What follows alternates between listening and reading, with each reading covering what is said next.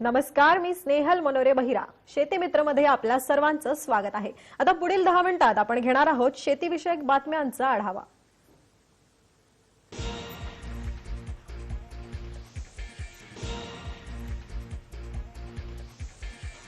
महाराष्ट्र राज्य सरकारी कापूस उत्पन्न पणन महासंघाकडून शुक्रवारपासून कापूस खरेदी करण्याचा निर्णय घेण्यात आला आहे. जळगाव, परळी, वैजनाथ, परभणी हे 3 झोन वगळता उर्वरित 8 झोनमध्ये ही खरेदी होईल अशी माहिती पणन महासंघाच्या सूत्रांनी दिली आहे. तेलंगणाच्या धर्तीवर कापूस खरेदीमधील अनियमितता रोखण्यासाठी नोंदणीसाठी विशेष मोबाईल ॲप विकसित करण्याचा निर्णय पणन महासंघाने घेतलेला आहे. एका बँकेने याकरिता वित्तपुरवठा करण्याची तयारी दाखवलेली आहे.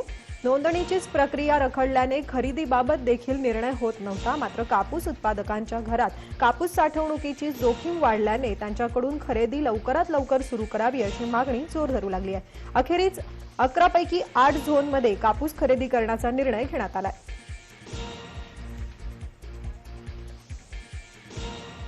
राज्यात ऊस गाळप हंगाम सुरू झाल्यानंतर पहिल्या 30 दिवसात साखर कारखान्यांनी 350 कोटी रुपये एफआरपी थकवली आहे. जवाहर सहकारी साखर कारखाना आणि कर्मयोगी सहकार कारखान्यांनी पूर्ण एफआरपी दिली आहे.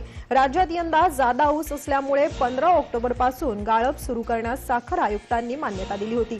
तथापि बेमोसमी पावसामुळे बहुतेक साखर कारखान्यांचे ऊसतोड नियोजन चुकलेले आहे. त्यामुळे पहिल्या टप्प्यात कमी कारखाने सुरू होऊ शकतात. त्यात देखील हाती पुरेसे खेळते भांडवल नसल्याने बहुतेक कारखान्यांना कायद्यानुसार 2 आठवड्यात एफआरपी देता आलेली नाहीये. साखर आयुक्तालयाच्या म्हणण्यानुसार 15 नोव्हेंबरपर्यंत 48 साखर कारखान्यांनी शेतकऱ्यांकडून 160.76 लाख टनपेक्षा जास्त ऊस खरेदी केलाय.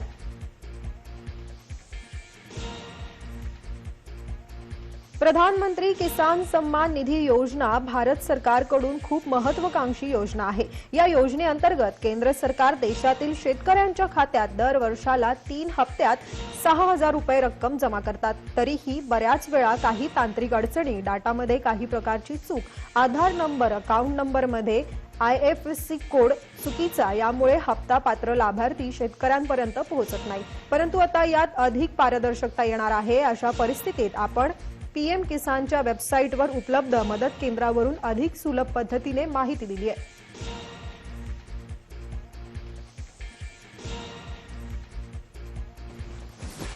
साखर कारखान्यात ऊस गाळप केल्यानंतर 14 दिवसात एफआरपी देणं कायद्यानं बंधनकारक आहे. स्वाभिमानी शेतकरी संघटनेचे अध्यक्ष राजू शेट्टी एकेकरी एफआरपीसाठी आग्रही आहेत. मात्र साखर कारखान्यांपुढे ही आर्थिक पेच आहे. साखर कारखान्यांकडे 3 वर्षांपासून मोठ्या प्रमाणात साखर शिल्लक आहे. साखर निर्यात बंद असल्याने साखरेला उठाव नाही. परिणामी साखर कारखान्यांपुढे साखरेचा दर आणि शेतकऱ्यांना द्यावी लागणारी एफआरपी याचा ताळमेळ घालणं कठीण बनलं आहे. सरकारी साखर कारखानदारी गेल्या 5 ते 6 वर्षांपासून आर्थिक अडचणीत आली आहे. सरकारी साखर कारखान्यांना 100% शासनाच्या नियमांचं पालन करून 14 दिवसात एफआरपी देणं बंधनकारक आहे.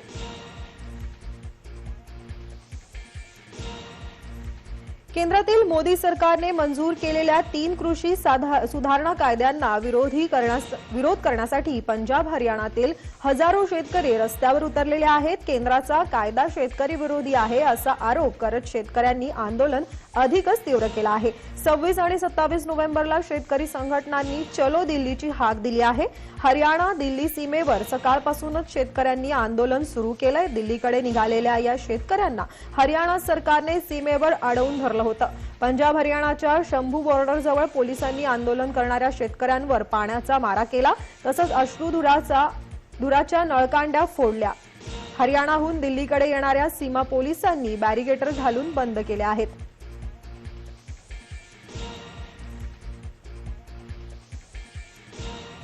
सांगली जिल्ह्यात पशुधनाचे आठवडे बाजार तब्बल 8 महिन्यांनी सुरू झालेले आहेत. मात्र जनावरांच्या खरेदी विक्रीतील अडचणी कायम आहेत. आर्थिक चणचण आणि लंपी स्किन रोगाच्या प्रादुर्भावाचा पशुधन बाजारावर परिणाम झालेला आहे. बाजारातील उलाढाल तब्बल 15 लाखांनी कमी झालेली आहे. तर पशुधनाचे दरही 15 ते 20 हजारांनी कमी झाल्याचं चित्र आहे. सांगली कृषी उत्पन्न बाजार समितीच्या मिरज येथील दुय्यम बाजार आवारात पशुधनाचा मोठा बाजार भरतो।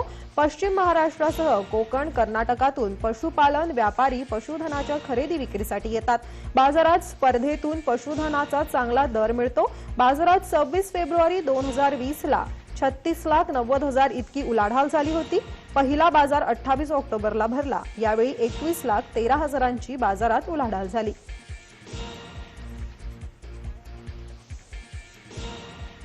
महाराष्ट्र शासनाच्या छत्रपती शिवाजी महाराज सन्मान योजनेअंतर्गत शेतकरी कर्जमाफीच्या माध्यमातून नाशिक जिल्हा मध्यवर्ती सहकारी बँकेला 122 कोटी रुपये देण्यात आलेत। त्यातील 100 कोटींचे पीक कर्ज 1 आठवड्यात तातडीने वितरित करावा, तसेच दाखल पीक कर्जाची प्रकरणे तत्काळ निकाली लावण्याचे निर्देश राज्याचे कृषी मंत्री दादा भुसे यांनी दिलेले आहेत। मालेगाव येथील शासकीय विश्रामगृहात झालेल्या सर्व बँक अधिकाऱ्यांच्या उपस्थितीत दादासाहेब भुसे यांनी आढावा घेतलेला आहे। मालेगाव तालुक्यातील जवळजवळ 13,858 शेतकऱ्यांचे 122 कोटींचे कर्जमाफीच्या अनुदान जिल्हा बँकेकडे वर्ग झाले आहेत।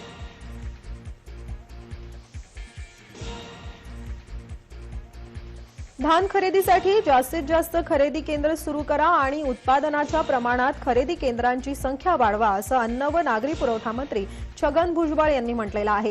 गोंदिया भंडारा जिल्ह्यातील धान खरेदीबाबत चर्चा करण्यासाठी छगन भुजबळ यांच्या अध्यक्षतेखाली बैठक पार पडली आहे। धान उत्पादन शेतकऱ्यांना धान विक्रीत अडचणी येऊ नयेत, तसेच शेतकऱ्यांची धान खरेदी थांबता कामा नये यासाठी जास्तीत जास्त खरेदी केंद्र चालू करण्याचे आदेश अन्न नागरी पुरवठा मंत्री छगन भुजबळ यांनी प्रशासनाला दिलेत। शेतकऱ्यांचे धान उत्पन्न आणि धान विक्रीच्या प्रमाणात खरेदी केंद्र वाढवावा, त्यासाठी जास्तीत जास्त नवीन खरेदी केंद्र सुरू झाली पाहिजेत, असं छगन भुजबळ यांनी म्हटलंय। देशात 2019-20 नोव्हेंबर ते ऑक्टोबर मध्ये वनस्पती तेलाची आयात 13% कमी होऊन 135.3 लाख टन झालेली आहे। गेल्या वर्षी 155.5 लाख टन आयात झाली होती, तर खाद्यतेल आयात 11.60% घटली असून गेल्या वर्षीच्या 149.1 लाख टनच्या तुलनेत यंदा 131.8 लाख टन आयात झालेली आहे। खाद्यतेलाचा सर्वाधिक वापर होणारी हॉटेल्स, रेस्टॉरंट, लग्न समारंभ एप्रिलपासून लॉकडाऊनमुळे बंद असल्यामुळे मागणी कमी झाली आहे, तर सणांमुळे घरगुती वापर वाढल्याने सोयाबीन आणि सूर्यफूल तेलाची मागणी वाढलेली आहे।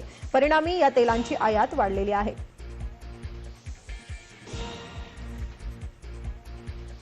देशाच्या दुर्गम भागामध्ये अन्न प्रक्रिया सुविधा निर्माण करण्याचे सरकारचे उद्दिष्ट आहे, असं केंद्रीय कृषी मंत्री नरेंद्र सिंग तोमर यांनी म्हटलेलं आहे। तोमर यांनी अन्न प्रक्रिया क्षेत्रातल्या महत्त्वाच्या भागीदारांबरोबर व्हिडिओ कॉन्फरन्सिंगच्या माध्यमातून बैठक घेतली। या उपक्रमामध्ये सर्वांनी सरकारला पाठिंबा द्यावा, असे आवाहन त्यांनी उद्योग प्रतिनिधींना केले। टाळेबंदी कालावधीमध्ये सुद्धा सरकारच्या मदतीमुळे अन्न प्रक्रिया क्षेत्र, कीटकनाशके उद्योग, बियाणे उद्योग आणि ग्रामीण अर्थव्यवस्था सुरळीत राहिल्याचंही तोमर यावेळी म्हणाले।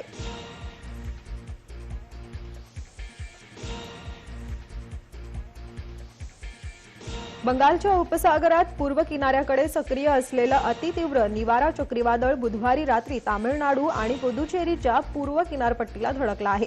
या वादळी प्रणालीमुळे पूर्व किनारपट्टीवर ढगांची दाटी झालेली आहे। जोरदार वाऱ्यांसह पाऊस पडत आहे। निवारा चक्रीवादळाचा महाराष्ट्रातही प्रभाव जाणवणार असून ढगाळ हवामानासह हलक्या पावसाची शक्यता वर्तवण्यात आली आहे। दक्षिण भागालगतच्या समुद्रात वादळामागून वादळाची साखळी सुरू आहे।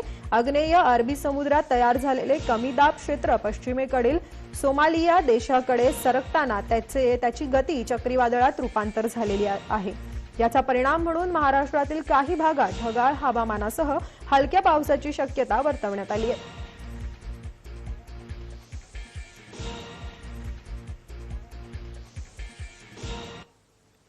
आजचे भाज्यांचे भाव पाहूयात ग्राफिक्सच्या माध्यमातून। वांगी 20 ते 30 रुपये किलो, कोबी 20 ते 25 रुपये किलो,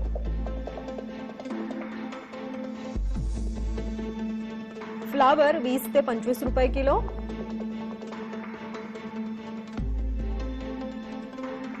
शिमला मिरची 20 ते 30 रुपये किलो,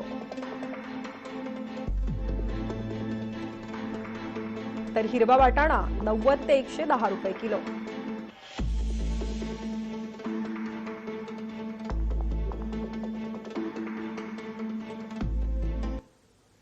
आज राज्यातील तापमान पाहूयात ग्राफिक्सच्या माध्यमातून।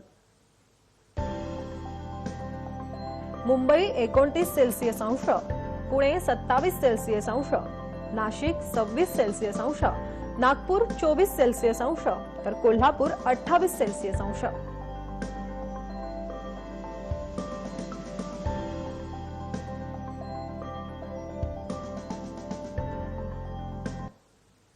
याचबरोबर शेती मित्रमध्ये वेळ झालेली आहे इथेच थांबण्याची, पण अशाच ताज्या बातम्या बघण्यासाठी तुम्ही पाहत रहा फक्त जय महाराष्ट्र।